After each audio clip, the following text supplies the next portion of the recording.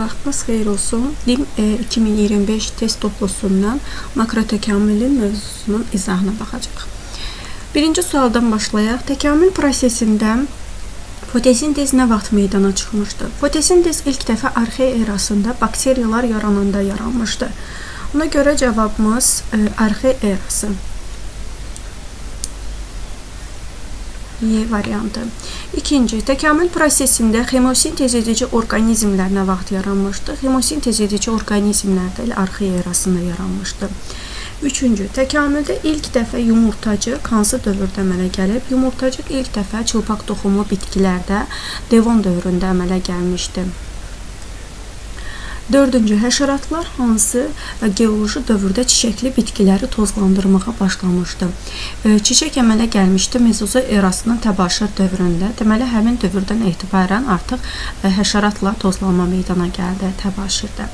5. Hansı geoloji dövrdən başlayaraq heyvanlar balalarını südlə bəsləyirdi? Trias dövründə artıq Mezozoy erasının Trias dövründə ilk məməlilərdə süd vəzləri var idi. 6. Bitkilərdə toxumla çoxalma hansı dövrdən mövcuddur? Devon dövründən etibarən. 7. Müxtəlif sistematik qruplara daxil olan heyvanların müxtəlif yaşayış tərzi və təbii seçmənin təsir istiqamətinin oxşar olması nəticəsində onlarda oxşar uyğunlaşmalar əmələ gəlir. Deməli, ayrı-ayrı sistematik qruplara daxildirlər və oxşar yaşayış şəraitinə görə bunlar bir-birinə bənzəyirsə, bu konvergensiya adlanır. Cavabımız C variantı. 8. sual.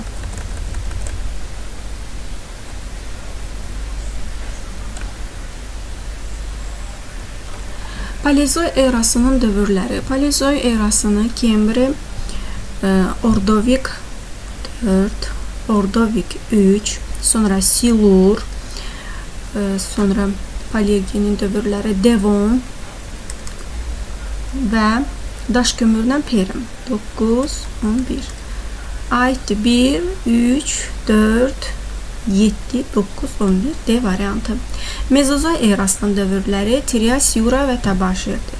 Trias, Yura, Təbaşir. 3, 6, 9. Y variantı. 10. suala baxaq. Aramorfoz idioptasiya və ümumi degenerasiya adətən səbəb olur. Hər üçüsü bunlar bioloji tərəqqiyə aparır. Quşların və sürünənlərin əlamətlərini özündə birləşdirirdi. Trilobit boğumlu ayaqlılarla mollyuskaların, inostensiya məməlilər və sürünənlərin, Archaeopteryx isə həm quşların, həm də sürünənlərin əlamətlərini özündə birləşdirirdi. 12. Yoxsullar və ali sporlu bitkilər arasında qazıntı halında tapılan keçid forma psilofitlər olmuşdu. Cavabımız D variantı. 13. suala baxaq. Qıcıkimlər təkamüldə kör xəst sayıla bilməz. Çünki onlardan artıq digər bitki qrupları inkişaf eləmişdi. Onlar yeni bitki qruplarına başlanğıc vermişdi. Bəli, bu ifadə doğrudur, eyni ilə. 14. Yer üzərində həyatın öz-özünə yaranması hipotezini kim təksib etmişdi? Louis Pasteur və Reydə apardığı təcrübələr nəticəsində sübut etdilər ki, həyat heç də cansızdan yaranmayıb. Biogenez nəzəriyyəsinə əsasən Reydi və Pasteur bunu sübut etmişdi. Ona görə B variantı bu hipotezi təksib edirdi. 15. sualda. Haeckel və Müllerin biogenetik qanununa görə sərpə çarpazlaşma zamanı nəsildən nəslə keçdikcə genlərin nisbi tezliyi dəyişmir. Bu aid deyil, bu genetikaya aiddir. Hər bir fərd öz inkişafında, ontogenezində mənsub olduğu növün inkişaf tarixini, filogenezini təkrarlayır və ya qısaca olaraq ontogenez filogenezin qısa təkrarıdır. Bəli, bu fikir Müller və Haeckelə aid idi. Severs və Schmalhausen isə bununla müddəanı daha da genişləndirərək demişdilər ki, embrion dövründə olan vaxtı təkrarlayır, həmin o ontogenez filogenezin qısa təkrarıdır ifadəsi. 16. İlk dəfə hansı erada bitki və heyvanların quruya çıxması baş vermişdi? Bitkilər Paleozoy erasının Ordovik dövründə, heyvanlar isə Paleozoy erasının Silur dövründə quruya çıxmışdılar. İndi bizə era dediyinə görə Paleozoyda. 16-da C variantı. 17. Hansı era və ya hansı dövrdə bitkilərdə ilk dəfə meyvə əmələ gəlib? Meyvə çiçək yaranandan sonra əmələ gəldi. Örtülü toxumlu bitkilərdə. Bu da Mezozoy erasının təbaşir dövründə baş vermişdi. Təkamül baxımından müxtəlif mənşəyə malik olan orqanlar, yəni müxtəlif mənşə dediyinə görə biz analoji orqanlara baxmalıyıq. İndi baxaq, yarasanın və göyərçinin döş dili. Bunlar eyni mənşəlidir. Yarasa və göyərçinin qanadları hər ikisi eyni mənşəlidir, yəni ətraf mənşəlidir. Sonra insanın əlləri və balığın döş üzgəcləri, bunlar da eyni mənşədən başlanğıc götürür. Quşların ayaqlarında olan pulcuqları və kərtənkələnin pulcuqları dəri mənşəlidir. Milçək və yarasanın qanadları. Milçəyin qanadları dəri mənşəli, yarasanın qanadları isə ətraf mənşəlidir. Ona görə bunlar ayrı-ayrı orqanlardır. Cavabımız E variantı. 19-cu sualda təkamülcə eyni mənşəyə malik olanlar, yəni homoloji orqanları deyir. İnsanın qolu və yarasanın qanadları. Elə A variantındakı ifadə doğrudur. 20-ci sual. Təkamülcə müxtəlif mənşəyə malik olan orqanlar hansılardır? Yəni biz analoji orqanlara baxacağıq. Baxaq, kartofun yumruları gövdə mənşəlidir, topinambirin yumruları gövdə. Bunlar eynidir, homoloji orqandır. Georginin yumrusu, bu kök mənşəlidir, kartofun yumrusu gövdə. Elə bu ifadə doğrudur analoji orqanlara. Kaktusun tikanları yarpaq mənşəlidir, noxudun bığcığı da yarpaq. Noxudun bığcıqları, zirincin tikanları, hər ikisi yarpaq mənşəlidir. Ayrıqotunun kökümsovu və qıcıkiminin kökümsovu ikisi də gövdə mənşəlidir. Ona görə cavabımız B variantı. 21-ci sualda sürünənlə məməlilər arasında keçid formalar hansı dövrdə əmələ gəlmişdi? Bunlar Perm dövründə əmələ gəlmişdi. Çünki artıq Perm dövründə yırtıcı dişli sürünənlər var idi. Onlarda dişlər, köpək kəsici dişlər var idi ki, bunlar da Perm dövründə əmələ gəlmişdi. 22. Hansı era və hansı dövrdə buynuz pulcuqlarının şəkil dəyişməsi lələk əmələ gətirmişdi? Lələk əmələ gəlmişdi Yura dövründə, çünki artıq quşlar, Arxipteryxdə lələklər var idi. Bu da Mezozoy erasının Yura dövrünə təsadüf edir. 22-də C. 23-də hansı eraya qədər heyvanlarda ifrazat sistemi olmayıb? Ümumiyyətlə, bütün heyvan tipləri yaranıb protezoy erasında və qan damar sistemi, həzm sistemi və bütün sistemlər, belə deyək, proterozoy erasında artıq var idi. Çünki onurğasızların bütün tipləri var idi proterozoyda. İfrazat sistemi də var idi, ancaq arxey erasında bunlar yox idi. Hansı eraya qədər heyvanlarda ifrazat sistemi olmayıb, proterozoy erasına qədər olmayıb. Çünki arxeydə yox idi, artıq proterozoyda bunlar əmələ gəlmişdi. 24-cü sual. İlk dəfə olaraq təkamül prosesində hansı eranın, hansı dövründə onurğalı heyvanlarda tənəffüs orqanı ağciyərlər əmələ gəlmişdi? İlk dəfə olaraq mollyuskalar və mollyusklar və buğumayaqlılar deməli quruya çıxdılar. Bunlar silur dövründə quruya çıxdılar və ağciyər tənəffüsü onurğasızlarda silurda yarandı. Onurğalılardan söhbət gedirsə, bu stegosefellolarda idi. Daş kömür dövründə, Devon dövründə, Devon dövründə, Paleozoy erasının Devon dövründə artıq qurbağalarda, stoqurda yaşayanlarda ağciyər tənəffüsü var idi. 25-ci sualda qidalanma üsullarının təkamül ardıcıllığı aşağıdakı sıraların hansında göstərilmişdir? İlk qidalanma forması heterotrof qidalanma idi.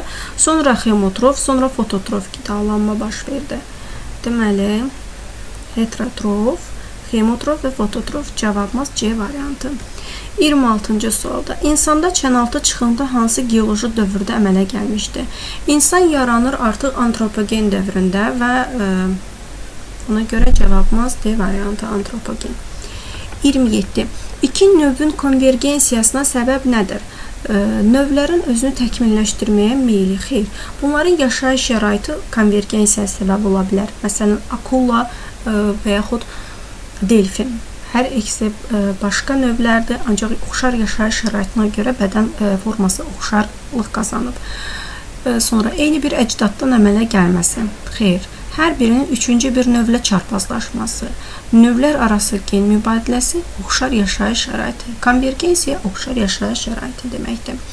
28-ci sualda Buğumayaqlılar ilk dəfə quruya çıxmışdılar Paleozoik erasının Silur dövründə.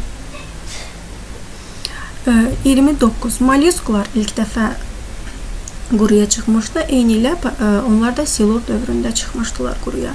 30-cu sual. Çılpaq toxumlu bitkilərin ilk dəfə əmələ gəldiyi era və dövr. Paleozoik erasında əmələ gəlmişdirlər. Bunlar ancaq dövr olaraq da Devon dövrü. 31. İlk məməlilərin əmələ gəldiyi era və dövr Mezozoik erasının Trias dövrü idi. Cavabımız C variantı. 32-də planların meydana çıxdığı era və dövr, planlar ot şəkilli və ağac şəkilli formalara çıxmışdı. Bu da Paleozoik erasının deməli Silur dövründə idi. Cavabımız B variantı. Mamırın sporundan əmələ gələn cücərtinin çap şəkilli yosuna oxşamaq xüsusiyyəti bunu göstərir ki, onlar biogenetik qanuna əsasən bir-birinə oxşayır. Cavabımız B variantı. 34-cü sualda onurğalıların təkamülündə insanın yerini düzgün əks etdirən sxemi müəyyən edin. İlk balıqlar, sonra suda quruda yaşayanlar, sürünənlər, insan bura aid deyil. Deməli, balıq, suda quruda yaşayan, sürünən, bunlardan iki şaxə, quşlar, məməlilər, məməlilərdən də insan. Cavabımız D variantıdır. 35-ci sualda hansı eradan sonra yeni heyvan tiplərinin yaranmasına imkan verən aramorfozlar olmamışdı?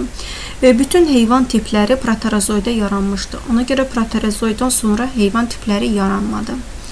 36-cı sualda məməlilərin təkamülündə aramorfoz sayılır. Qolu qanadlılar və paraqılların meydana gəlməsi. Sonra 5 barmaqlı məməlilərdə bunlar aid deyil, aramorfoz. Bunlar uyğunlaşmadı, idioptasiyadır. 5 ətraflı barmaqlı ətraf və diafraqmanın yaranması. Diafraqma ola bilər, amma 5 barmaqlı ətraf ondan öncə də var idi. İstiqanlılıq və süd vəzlərinin yaranması, bəli, bu böyük aramorfozlardan biridir ki, istiqanlılıq yaranmışdı və süd vəzləri. Sonra 37-ci sualda örtülü toxumlu bitkilərin meydana çıxmasına səbəb olmuş aramorfozlar. Örtülü toxumlarda çiçək, meyvə və triploid endosperm əmələ gəlmişdi kitaf olaraq. Ona görə bu böyük aramorfozlar idi. 38-də lençəkili qurdların təkamülündə göstərilərin hansı degenerasiyaya uğramışdı? Həzm sistemi onlarda degenerasiyaya uğrayıb. Baxaq. Sormaclar var, bədən ölçüləri artır getdikcə, dərə zələk hissəsi var, bağırsaq, bəli, bağırsaq yox idi, çünki həzm sistemi sadələşmişdi artıq. 39-cu sualda plasentalı məməlilərin yarandığı dövr. İlk məməlilər Mezozoik erasının Trias dövründə əmələ gəlmişdi, amma plasentalı məməlilər isə təbaşirdə. 40. Bitkilərdə ilk dəfə vegetativ orqanların əmələ gəldiyi era. Vegetativ orqanlara kök, gövdə və yarpaq aiddir. Gövdə və yarpaq ilk dəfə Ordovik dövründə var idi, Paleozoik erasının. Kök isə Silurda əmələ gəlmişdi. Bizə era dediyinə görə Paleozoik erasını qeyd edək. 41-ci sualda şüalı simmetriyaya malik olan orqanizmlər, yəni burada bağırsaq boşluqlardan söhbət gedir, ilk dəfə yaranmışdı Proterozoik erasında. Proterozoida artıq bütün heyvan tipləri yaranmışdı.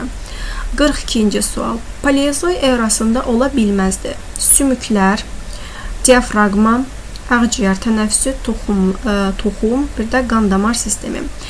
Sümüklər var idi. Ağciyər tənəffüsü də var idi heyvanlarda. Toxumlar əmələ gəlmişdi, çünki Devon dövründə toxum var idi. Qan damar sistemi hətta proterozoida var idi. Diafraqma isə Mezozoik erasında əmələ gəlmişdi. Ona görə Paleozoik erasında ola bilməzdi. 43-cü sual. Mezozoik erasında bitkilərdə yumurtalıq əmələ gəlməsəydi, bu erada hansı bitkilərə rast gəlinməzdi? Yumurtalıq əmələ gəlir örtülü toxumlu bitkilərdə. Deməli, yumurtalıq yox idisə, örtülü toxumlu bitkilərdə olmazdı. 44-cü sualda Paleozoy erasında yumurtacıq əmələ gəlməsəydi, bu erada hansı bitkilərə rast gəlinməzdi? Yumurtacıq əmələ gəldi, artıq çılpaq toxumlu bitkilərdə, toxumlu qıcılarda. Buna görə əgər bu olmasaydı, toxumlu qıcılar olmazdı. 45-ci sualda xromatoforu bitkilər aləminin ən qədim fotosintez edici orqanoidi saymaq olarmı? Bəli, yoxsullarda xromatofor idi, fotosintez edən orqanoid. Ona görə olmazlar aid deyil. Onlar çünki o ilk dəfə canlı təbiətin ən qədim aləmində əmələ gəlib. Ən qədim aləm bakteriyalardır. Bu yanlış ifadədir. Onlar çünki ilk dəfə ən qədim bitki qrupunda əmələ gəlib. Bəli, bu doğru ifadədir. Yoxsullarda xromatofor var idi. 46-cı sualda sol mədəciyindən yalnız sağ aorta qövsü çıxan sinif nümayəndələri, yəni quşlardan söhbət gedir. Üçün söylənlərdən hansı düzgündür? Həzm olunmamış qida qalıqları anal dəliklə xaric edilir. Bu yanlışdır, çünki quşlarda kloaka var idi. Qida qalıqları kloakaya tökülürdü və ifrazat məhsulları ilə qarışmış şəkildə xarici mühitə çıxırdı. Döş qəfəsi yoxdur. Döş qəfəsi var idi. Təkamülcə xordalların ən cavan sinifidir. Bəli, doğrudur. 47-ci sualda Eopusun və müasir atın dişləri müvafiq olaraq Eopusun dişləri qabarıq idi, müasir atınki isə büküşlü. O zaman qabarıq dişlərdən büküşlü dişlərə keçid baş verdi. Qabarıq və büküşlü. Cavabımız C variantı.